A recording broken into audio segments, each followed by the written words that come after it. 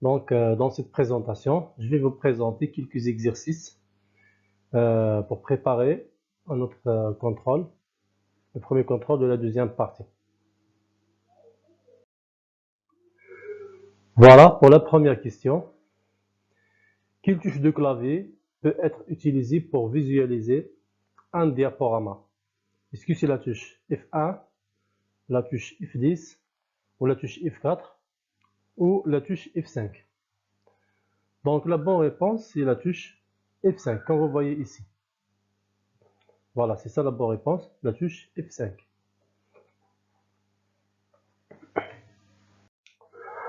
Pour la deuxième question,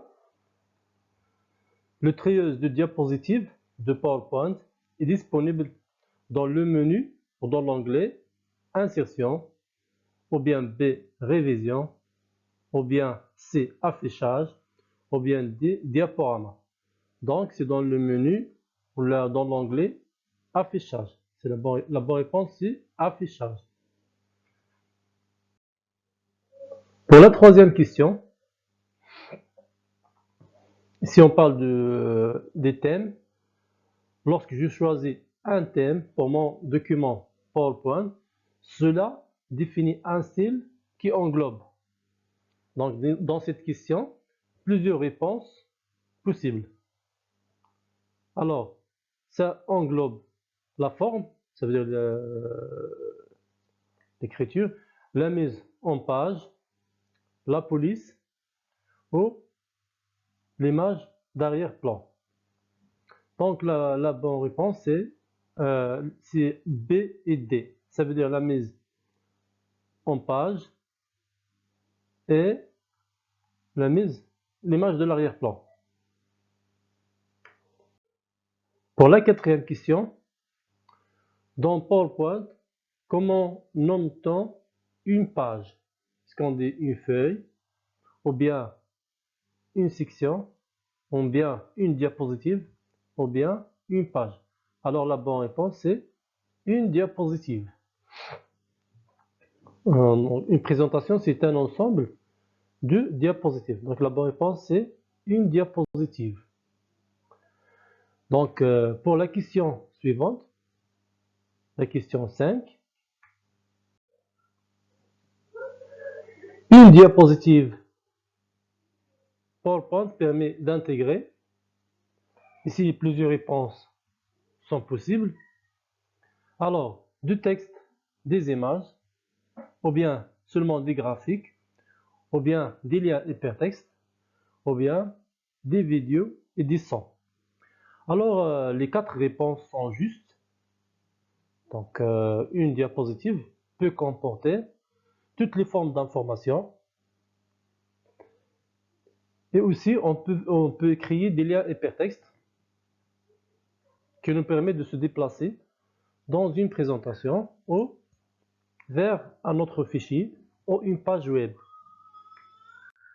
Donc pour la question 6, comme vous voyez ici, pour ajouter une nouvelle diapositive à mon document, alors je clique sur quel onglet? Donc, est-ce que c'est l'onglet Création, ou bien Accueil, ou bien Diaporama, ou bien Animation? Donc, comme vous voyez, la bonne réponse, c'est Accueil. C'est la question B. C'est la réponse B, pardon. Pour la question 7, généralement, la première diapositive d'un document PowerPoint comporte un titre et un sous-titre, ou bien B, une image, ou bien C, un objet Smart Art, ou bien une vidéo. Donc la bonne réponse c'est A.